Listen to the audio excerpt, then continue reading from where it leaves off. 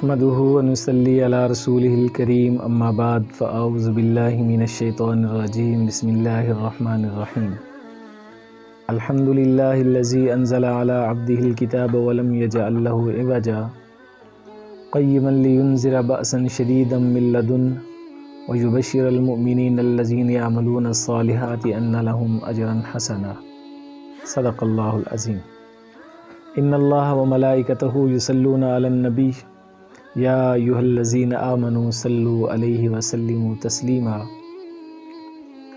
اللہم صل علی محمد وعلی آل محمد کما صلیت علی ابراہیم وعلی آل ابراہیم انک حمید مجید اللہم بارک علی محمد وعلی آل محمد کما بارکت علی ابراہیم وعلی آل ابراہیم انک حمید مجید۔ ہر قسم کی حمد و ثنا خالق عز و جل کے لیے جو ساری کائنات کا پالنے والا ہے۔ ان گنت بار درود و سلام سرور کائنات رحمت دو جہاں صلی اللہ تعالیٰ علیہ وآلہ وسلم کی ذات گرامی پر۔ ناظرین 94 نیوز کے اسٹوڈیو سے رحمت رمضان نشریات کا اہم پروگرام درس قرآن آپ دیکھ رہے ہیں۔ سورہ کہف کی آیت مبارکہ ام حسبت ان اصحاب الکہف والرقیم کانوا من آیاتنا عجبا کے تحت اصحاب رقیم کا تذکرہ حدیث مبارکہ کی روشنی میں آپ کے سامنے ذکر کیا جا رہا ہے۔ ناظرین، اصحاب رقیم کا وہ تیسرا شخص جو غار میں بند تھا، اس نے مصیبت کی اس گھڑی میں اللہ رب العالمین کے سامنے جو اپنا عمل پیش کیا، وہ عمل بہت اعلیٰ عمل ہے اور ایسا ہر کسی کے بس کی بات نہیں ہے۔ ناظرین کرام، انسان کے پاس دولت بھی ہو، انسان کے پاس حسن بھی ہو اور گناہ اس کے قدموں میں ہو، اور وہ اس لمحے اور اس لحظے میں اس گناہ کو چھوڑ دے، یہ ہر کسی کے بس کی بات نہیں ہے۔ اس تیسرے شخص نے مصیبت کی اس گھڑی میں اللہ رب العالمین کے حضور جو اپنی التجا کی اور جو اپنا عمل اللہ کے سامنے رکھا، وہ کیا تھا؟ اس سے قبل غار میں پھنسے ان 3 لوگوں میں سے 2 کی دعا کا تذکرہ میں نے آپ کے سامنے کیا۔ حدیث مبارکہ میں ہے کہ 2 لوگوں کی دعا کے بعد پتھر اتنا ہٹ گیا تھا کہ واضح روشنی جو تھی وہ اندر آ رہی تھی اور اندر والے لوگ باہر سے کچھ نہ کچھ دیکھ سکتے تھے، لیکن وہاں سے نکلنا ابھی ان کے لیے ممکن نہیں تھا۔ جب ایسی صورتحال ان کے سامنے آئی تو انہیں یہ پختہ یقین ہو گیا کہ ہم اس مصیبت کی گھڑی سے اللہ رب العالمین کو حضور التجا کرنے کے بعد نکل جائیں گے، چونکہ پہلے آدمی کی دعا کے بعد پتھر کچھ تھوڑا سا سرکا تھا، دوسرے آدمی کی دعا کے بعد پتھر کچھ اور سرکا تھا۔ اب یہ وہ امید تھی جس امید کی بنیاد پر انہیں یہ یقین ہونے لگا کہ ہم ضرور بے ضرور اس تیسرے انسان کی دعا کے بعد یہاں سے نکل جائیں گے۔ ناظرین کرام، جیسے میں نے عرض کیا تھا کہ زندگی میں انسان کوئی نہ کوئی عمل ایسا ضرور کرتا ہے جو خالص اللہ کے لیے ہوتا ہے۔ انسانی زندگی میں بہت سے اعمال ہوتے ہیں، لیکن کبھی کبھی ایسا ضرور ہو جاتا ہے کہ جب انسان کا اور اللہ کا معاملہ ہوتا ہے، اور یہ رمضان الکریم کا جو مہینہ ہے، اس میں جو روزے کا عمل ہے، یہ وہ عمل ہے جس کا تعلق ڈائریکٹ اللہ تعالیٰ کی ذات کے ساتھ جڑا ہوا ہے۔ چونکہ روزے دار نے کیا کھایا کیا پیا، وہ کبھی بھی کسی وقت بھی جا کر وہ پانی کا ایک گھونٹ اپنے حلق سے نیچے اتار سکتا ہے، لیکن ایسا وہ نہیں کرتا، کیونکہ اس نے جو روزہ رکھا ہوتا ہے وہ فقط اللہ کی رضا کے لیے رکھا ہوتا ہے۔ یہ اللہ کا اور اس کا معاملہ ہوتا ہے، اور میں نے زندگی میں یہ دیکھا ہے کہ بہت سے ایسے عمل ہوتے ہیں جو فقط اللہ کی رضا کے لیے انسان کر گزرتا ہے، تو اپنے ان عملوں کو اللہ رب العالمین کے حضور ایک ذریعہ اور وسیلہ بنائیے۔ ناظرین کرام، اس تیسرے شخص نے جو اللہ تعالیٰ کے حضور اپنا عمل پیش کیا، وہ عمل یہ تھا کہ وہ عرض کرنے لگا، مولا کریم تو جانتا ہے۔ اب اس کے بارے میں دو باتیں چلتی ہیں۔ ایک تو یہ کہ جس عورت کے بارے میں وہ بات کر رہا ہے وہ اس کی رشتہ دار تھی، چچا کی بیٹی تھی، اور ایک کوئی عام عورت تھی۔ قحط کا زمانہ تھا، مشکل کی گھڑی تھی، اور چاروں اطراف میں لوگ بھوک سے مر رہے تھے۔ میں اس عورت پہ فرفتہ بھی تھا، اس سے محبت بھی کرتا تھا، اسے پانا بھی چاہتا تھا، لیکن کبھی بھی اس نے مجھے ایسا موقع نہیں دیا کہ میں اس پہ قابو پا سکتا۔ اب مصیبت کی اس گھڑی میں وہ چلتے چلتے میرے پاس آئی، اور اس نے اپنا دکھ، اپنی پریشانی، اپنی مصیبت میرے سامنے رکھی، اور مجھ سے کچھ تقاضا کیا کہ مجھے کچھ دے دو تاکہ میں اپنے بچوں کے لیے کچھ کھانے پینے کا انتظام کر سکوں۔ لیکن میرے دل میں چونکہ اس کے لیے کچھ اور جذبات تھے، اس لیے میں نے اسے کہا کہ اپنے آپ کو میرے حوالے کر دو، تو میری خواہشات کا احترام کرو، میں تمہاری خواہشات کا احترام کروں گا۔ لیکن پھر ایسا ہوا کہ وہ عورت مجھے کچھ جواب دیے بغیر وہاں سے چلی گئی۔ کچھ دن گزرے، مصیبت کی ماری پھر واپس آئی، اور مصیبت کی اس ماری ہوئی میں آ کر مجھے پھر اپنا دکھ میرے سامنے رکھا۔ میں نے پھر اس سے وہی تقاضا کیا، اور اب کی بار اس نے اپنے آپ کو میرے سپرد کر دیا۔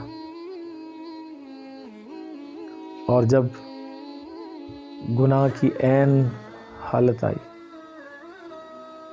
اس لمحے میں نے دیکھا کہ وہ اللہ کی بندی کانپ رہی تھی۔ میں نے پوچھا، ڈر کیوں رہی ہو؟ کانپ کیوں رہی ہو؟ کیا وجہ ہے؟ تو اس نے جواب دیا، مجھے اللہ رب العالمین سے ڈر لگتا ہے۔ اس کا یہ جملہ میرے دل پہ ہتھوڑے کی طرح لگا، اور ساتھ ہی اس نے مجھے بھی کہا، تم بھی اللہ سے ڈرو۔ اے اللہ، تو جانتا ہے کہ میں نے اس وقت فقط تیری رضا کے لیے اس کو آزاد کر دیا، اور جو مجھ سے ہو سکا وہ میں نے اس کو دے دیا۔ ناظرین کرام، حدیث میں آتا ہے کہ اس کے بعد اللہ رب العالمین کی رحمت جوش میں آئی، وہ پتھر اس غار کے دہانے سے ہٹ گیا، اور وہ تینوں شخص نجات پانے کے بعد اپنے اپنے گھروں کو روانہ ہو گئے، اللہ رب العالمین کا شکر ادا کرتے ہوئے۔ اب یہ عمل کوئی معمولی عمل تھوڑا ہی ہے۔ انسان کے پاس سب کچھ ہو اور اس کی چاہت اس کے سامنے ہو، اور پھر وہ اللہ تعالیٰ سے محض اس لیے ڈر جائے کہ یہ اللہ کی حد ہے، میں نے اسے کراس نہیں کرنا، تو پھر اللہ رب العالمین کیوں نہ خوش ہو؟ اللہ رب العالمین کیوں نہ اپنی رحمتوں سے نوازے؟ ناظرین کرام، اب دیکھتے ہیں قرآن کریم میں اللہ نے حضرت سیدنا یوسف علیہ السلام کا تذکرہ کیا، اور حضرت یوسف علیہ السلام کے تذکرے میں کتنے اتار چڑھاؤ ہیں، ان کی زندگی میں کیسے کیسے معاملات ہیں، دکھ ہے، پریشانی ہے، جدائی ہے، جیل ہے، کنواں ہے، منڈی ہے، محل میں پلنا ہے، اور پھر بالآخر وہاں کے تخت کا ملنا ہے۔ حضرت یوسف علیہ السلام سے جب اب معاملہ اس کے تھوڑا برعکس آ گیا۔ اس واقعے میں اگر آپ دیکھیں تو یہاں ایک مرد ایک عورت سے اپنی خواہشات کو پورا کرنا چاہ رہا ہے، اور عورت اللہ تعالیٰ سے ڈر رہی ہے، اور یہاں ایک مرد جو اتنا خوبصورت ہے کہ میرے اور آپ کے محبوب پیغمبر حضرت سیدنا محمد رسول اللہ صلی اللہ تعالیٰ علیہ وآلہ وسلم نے فرمایا کہ جب میں معراج کی رات اللہ تعالیٰ کا مہمان بنا تو میں نے دیکھا، اور وہاں میری ملاقات اپنے بھائی یوسف سے ہوئی، تو میں نے وہاں دیکھا کہ دنیا کا آدھا حسن اللہ تعالیٰ نے میرے بھائی یوسف کو دیا ہوا۔ اتنا خوبصورت نوجوان، بند کمرے ہیں، اور وہاں ایک عورت آپ کو برائی کی دعوت دے رہی ہے، اور حضرت سیدنا یوسف علیہ السلام کیا فرما رہے ہیں؟ معاذ اللہ، اے اللہ مجھے اپنی پناہ میں لے لے، میں یہ کام کر کے تیرا نافرمان نہیں بننا چاہتا۔ در جوانی توبہ کردن شیوائے پیغمبری۔ ناظرین اکرام، جوانی میں توبہ کرنا پیغمبروں کا شیوا ہے۔ ناظرین اکرام، ہمیں شکوہ ہے کہ رب ہماری دعائیں نہیں سنتا، ہمیں شکوہ ہے کہ رب ہمیں رد کر دیتا ہے، لیکن ایسا نہیں ہے۔ اللہ اگر ہمیں رد کرے گا تو پھر کون ہے جو ہمیں دے گا؟ بتائیے مجھے، ہے کسی کے پاس کوئی اس بات کا جواب؟ اللہ تو ان کو بھی دیتا ہے جو اس کا انکار کر دیتے ہیں، اللہ تعالیٰ تو ان کو بھی دیتا ہے جو ساری کائنات میں رب العالمین کی نافرمانی سرعام کر رہے ہوتے ہیں۔ وہ ایسا نہیں ہے، وہ ہمارا رب ہے، محبت کرنے والا ہے، ہم سے پیار کرنے والا ہے۔ 70 ماؤں جتنا پیار کرتا ہے ہم سے، کبھی کوئی ماں اپنے بچے کے بارے میں غلط فیصلہ کرتی؟ ہاں، بچہ اگر ماں کی نہیں مانتا اور ماں کی نافرمانی کر کے کہیں چلا جاتا ہے تو اس میں ماں کا قصور نہیں ہے۔ اللہ تعالیٰ روکتے ہیں، اس میں فائدہ ہے، اس میں نقصان ہے تمہارا۔ تو اصحاب رقیم کے اس واقعے سے جو سبق ہمیں ملا وہ یہ ملا کہ اگر اللہ سے مانگیے، مصیبت خواہ کتنی ہی بڑی کیوں نہ ہو۔ وہ کسی نے بڑی خوبصورت بات کہی ہے، یہ مت کہو خدا سے میری مشکلیں بڑی ہیں، یہ مت کہو خدا سے میری مشکلیں بڑی ہیں، یہ مشکلوں سے کہہ دو میرا خدا بڑا ہے۔ اللہ اکبر کبیرہ، اللہ بہت بڑا ہے۔ اس اللہ کے سامنے جھک جائیے اور اس اللہ رب العالمین کے سامنے اپنا درد دل رکھیے۔